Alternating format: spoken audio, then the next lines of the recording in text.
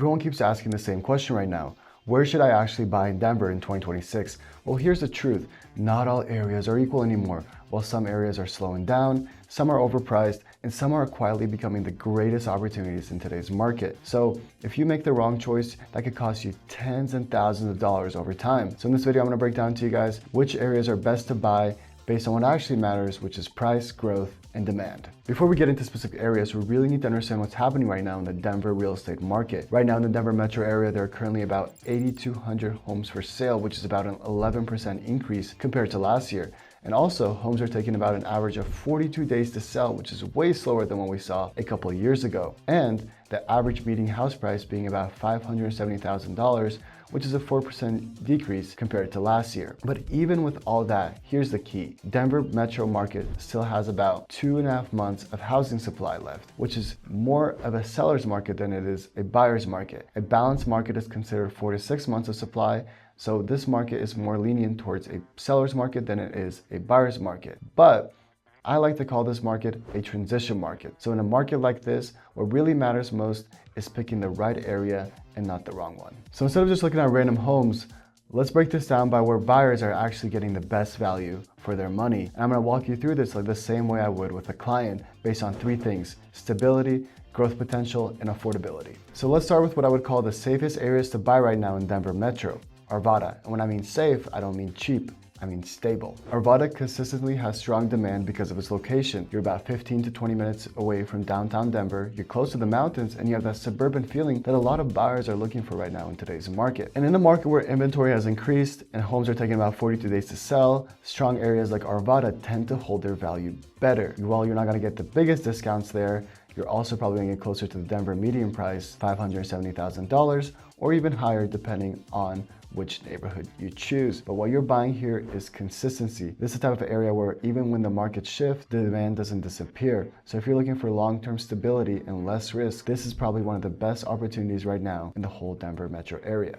Moving on to our next great opportunity, which is Aurora. Now, I want to be very clear here. Aurora is a one-size-fits-all market. This is the most area-specific place you can buy from, because depending on where you are, your experience with Aurora can be completely different. But here's why Aurora is getting so much attention, because you can find a lot of homes in that area below the average Denver median price, about $570,000. And in today's market, affordability is driving demand. As more buyers are being priced out of central Denver and areas like Arvada, a lot of buyers right now are looking at areas like Aurora, which creates opportunity, newer development, newer construction, and certain pockets of Aurora improving pretty quickly. But here's the key. You have to be targeted, because not every part of Aurora is appreciating the same way. Some areas are growing pretty quickly, and some are just staying flat. So picking the right area matters the most in today's market. So this is not a market where you can just buy anything and hope it works out. You have to have a strategy. If you pick the right area, Aurora can give you one of the best upsides in the entire Denver metro. But if you pick the wrong one,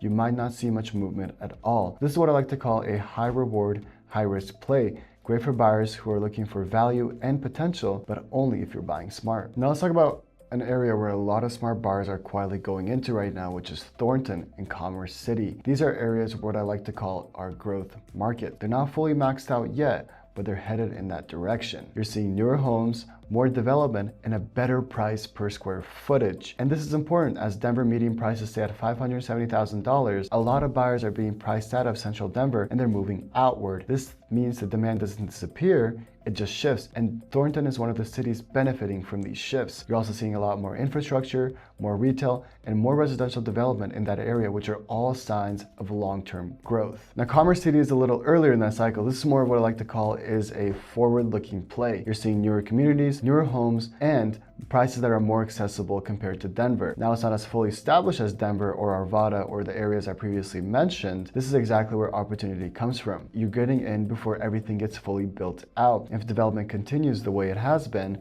there's a strong potential for future strong appreciation. Both areas are attracting buyers who are thinking a little bit ahead, not just where the market is today, but where it's going. So if your goal is growth and you're okay being outside of the core of Denver, both Commerce City and Thornton can be one of the strongest watches right now in today's market. Now let me tell you areas where I would be personally cautious about buying. And this might surprise a lot of people, but it's central Denver. And I'm not saying it's bad.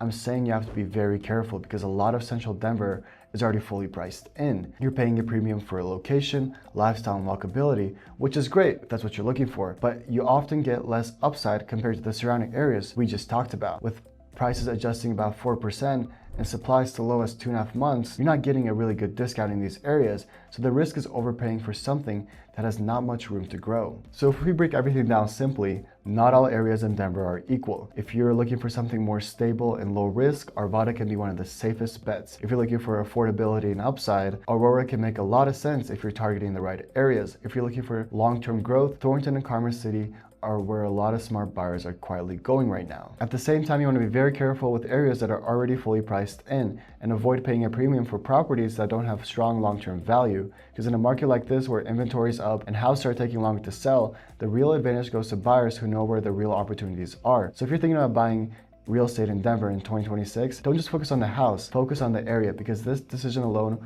will impact your long-term value more than anything. And if you like this video, guys, please leave a like and subscribe to the channel and turn on notifications if you'd like to get more Denver housing market updates, and leave a comment on what video you would like to see next. My name is Assad, and this is Denver Home Scene.